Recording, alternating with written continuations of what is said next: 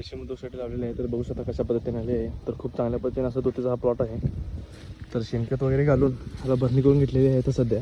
तर बघू शकता खूप चांगल्या पद्धतीने चांगल्या प्रकारे आली आहे.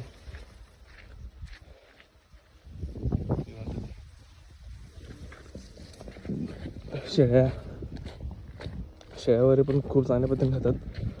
शेळी बोकडं म्हणजे काय असेल ते शेळी पालनासाठी अत्यंत उपयोगाचा हा हिरवा चारा आहे विवंत तुती.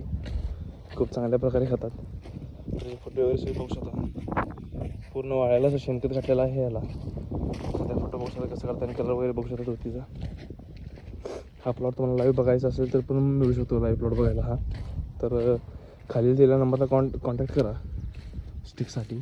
ऑल ओव्हर इंडिया मी स्टिक्स तुम्हाला पाठवू शकतो. विवंत तुती हे बघा.